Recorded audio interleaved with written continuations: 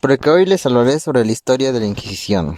El término Inquisición o Santa Inquisición hace referencia a varias instituciones dedicadas a la supresión de la herejía y asimismo mayoritariamente en la Iglesia Católica.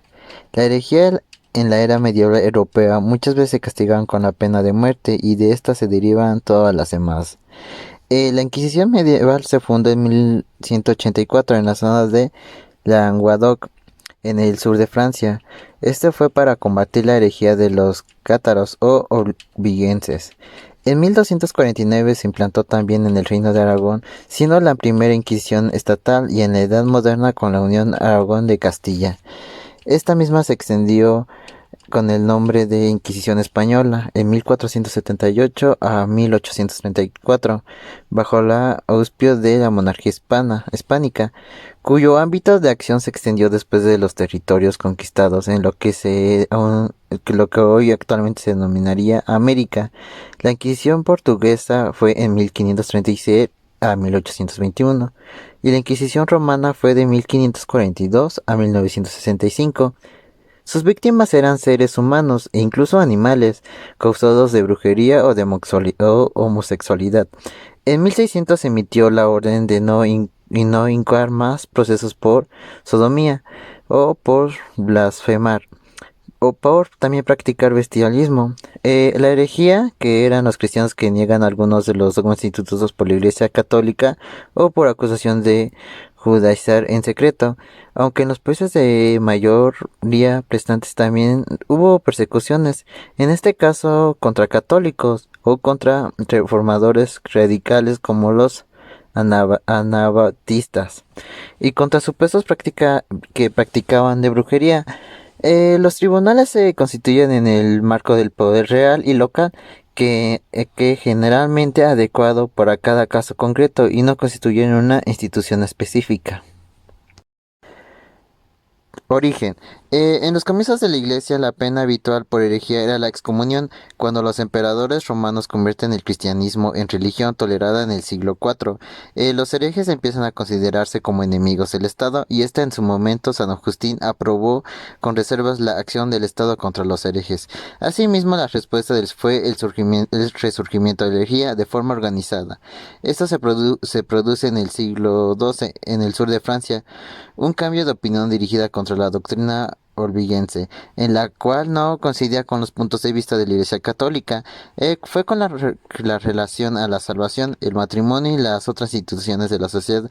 Como reacción, el Papa Inocencio III organizó una cruzada contra los olbigenses, promulgando una legislación punitiva contra ellos. Sin embargo, los esfuerzos iniciales destinados a someter la herejía no estuvieron bien coordinados y fueron ineficaces.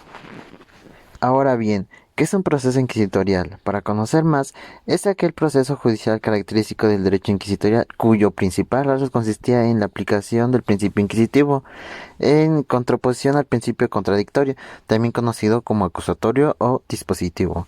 Así es, el sistema procesal penal de la Inquisición surgiría un modelo de justicia punitiva en el que una parte o todo el tribunal que dictaba sentencia era también en la que aquella parte interesada en el proceso penal era en un lugar en una instancia imparcial entre dos partes enfrentadas. En ese sistema el juez era un técnico, se trataba de un funcionario designado por autoridad pública en la que ésta representa el Estado. Teniendo en cuenta esto, ahora nos dirigiremos a las principales penas infamantes ejecutadas por el sistema judicial de la Santa Inquisición. Estas penas que fueron principalmente fue la tortura. El interrogatorio asiste el inquisidor, en la cual es el obispo, era un representante, los notarios o los escribanos. Ocasionalmente un médico igual estaba presente y por supuesto el reo. Antes del examen, nuevamente se le amonesta. A esta práctica se le llama, como hemos visto, monición, en la que se le anima a confesar, mostrándole el lugar donde se le va a torturar.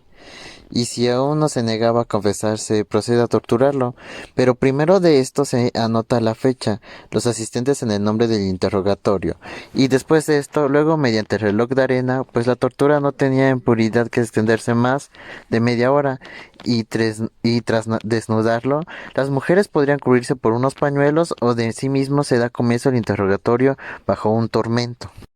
Por lo que al iniciar el interrogatorio, tras media hora de este después, si el reo no confesaba y el inquisidor decidía continuar la sesión otro día, se escribía en el acta la expresión ánimo tamen, en el que se devolvía al torturado a su celda, advirtiéndole de que en un tiempo indeterminado se le volvería a llamar. Si el reo confesaba, debía confirmar la declaración libremente y con posterioridad, ya sin tormento.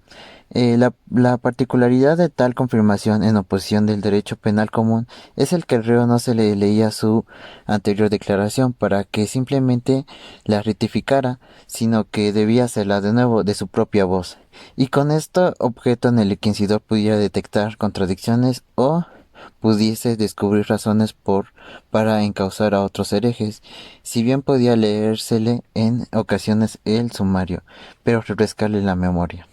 Asimismo, de esta manera, los tipos de tortura eran variados, suspendiéndolo de las muñecas con las manos atadas a la espalda. Este método se le conocía como la garrucha. Otro común tortura era quemándole las plantas de los pies, dándole banquetazos. Este se le conocía como el azote. Y también había otro método en el cual era muy particular, en el que se le aplastaba los dedos de los pies y o el de los pulgares.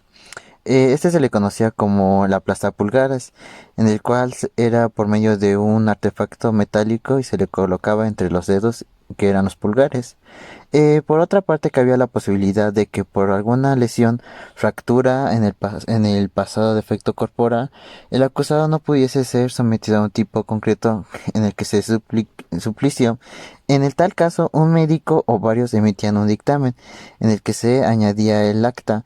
El inquisidor decidía un procedimiento de tortura alternativo, y en todo caso la normativa impedía que la tortura dejara lesiones permanentes o lisiara el reo. El escribano que estaba presente en la sesión de la tortura recogía todos los detalles y anotaba cada palabra y cada gesto, dándonos que ello una impresionante y macabra prueba de los sufrimientos de las víctimas de la Inquisición.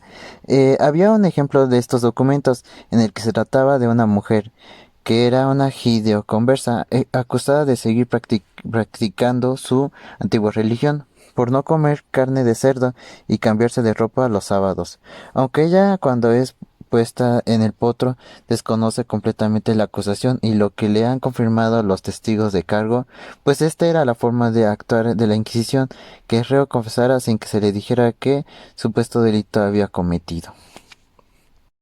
Es muy relevante señalar que la tortura era un procedimiento empleado en toda Europa y en el derecho penal común. La innovación introducida por el método inquisitorial radica en el que solamente se aplicaba una vez que las pruebas habían sido presentadas y los testigos habían declarado. Eso explica que la falta de confesión bajo la tortura o una retracción posterior del declarado no implicaba la absolución del reo. Ahora nos dirigiremos a la Inquisición española en México. La historia de la Santa Inquisición en México se inició desde los primeros momentos en que los españoles pisaron el continente americano. Los primeros casos de que se tiene noticia son las ordenanzas contra los blasfemos, promulgadas por Hernán Cortés en 1520, es decir, antes de la caída de Tenochtitlán. En el proceso de idolatría iniciado por Nuño Beltrán de Guzmán en contra de Caltzoltzin, señor de los purépechas denominados Torascos por los españoles. Tras la conquista se instauró el Tribunal de Santo Oficio, que dependía directamente del Consejo de la Suprema Inquisición, encabezado por el Inquisidor General de la monarquía hispánica. La autoridad superior del tribunal en México era el inquisidor o inquisidores, ya que el puesto normalmente lo ocupaban por varias personas. Los empleados de más alto rango eran el fiscal, y cuyo cargo estaba el promover los procesos, y el secretario del secreto, que tenía la fe pública y autorizaba las actas como diligencias, despachos, edictos, etcétera, Los inquisidores, y por lo que los inquisidores contaban con un cuerpo de personas doctas y de alta posición social y oficial llamados consultores de santo oficio, en el que integraban una especie de consejo. Estos consultores intervenían con su voto y en las decisiones graves, como cuando un reo era condenado a muerte. El tribunal contaba además con el auxilio de un cuerpo de peritos en asuntos teológicos y religiosos, llamados calificadores del Santo Oficio, cuya misión era ilustrar la opinión de los inquisidores en casos debatibles y de difícil resolución, por lo que también existía un cuerpo policíaco que eran quienes resguardaban las cárceles y el Tribunal del Santo Oficio.